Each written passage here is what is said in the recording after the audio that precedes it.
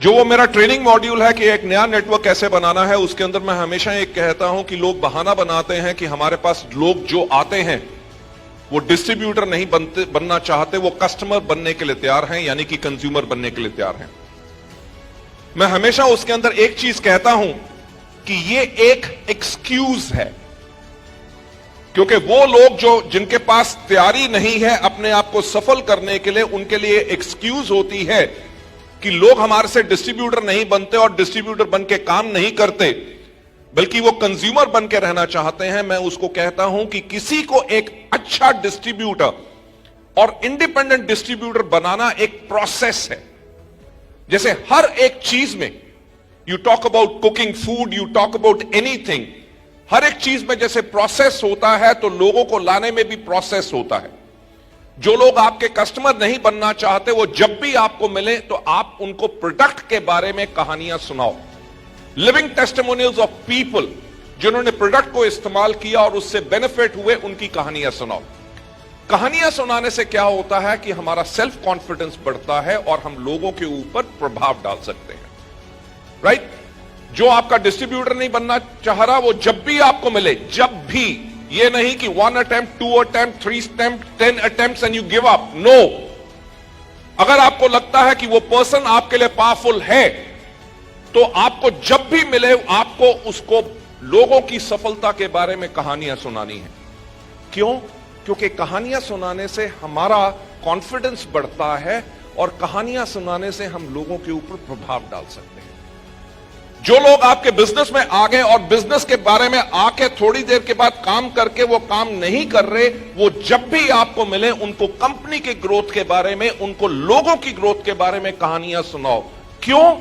क्योंकि कहानियां सुनाने से हमारा सेल्फ कॉन्फिडेंस बढ़ता है और हम लोगों के ऊपर प्रभाव डाल सकते हैं। लेडीज एंड जेंटलमैन, मैं हमेशा एक बात कहता हूं कि कोई व्यक्ति हमसे प्रोडक्ट लेता है कि नहीं, कोई हमारे साथ ज्वाइन करता है कि नहीं, वो इस चीज पे डिपेंड करता है कि हमने उसको कितना इंप्रेस किया।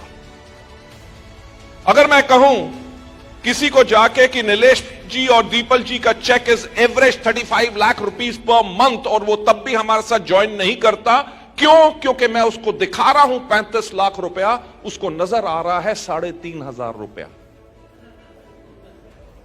यानी कि कमी किस में है? कमी इस चीज में है कि हमारे कहानी सुनाने की जो स्टाइल है और हमारी कहानी के अंदर पावर नहीं है।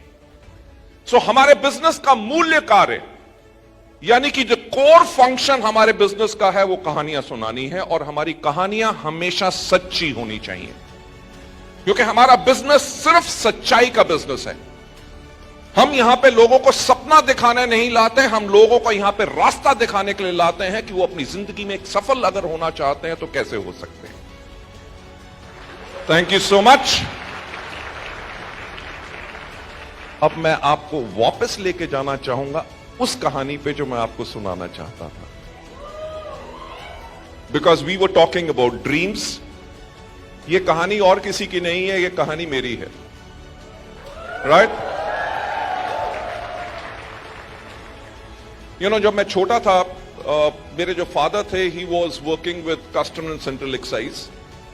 आई रिमेंबर उस टाइम पे he was posted at Palam airport, जिसको आज के दिन पे इंदिरा गांधी इंटरनेशनल एयरपोर्ट कहते हैं।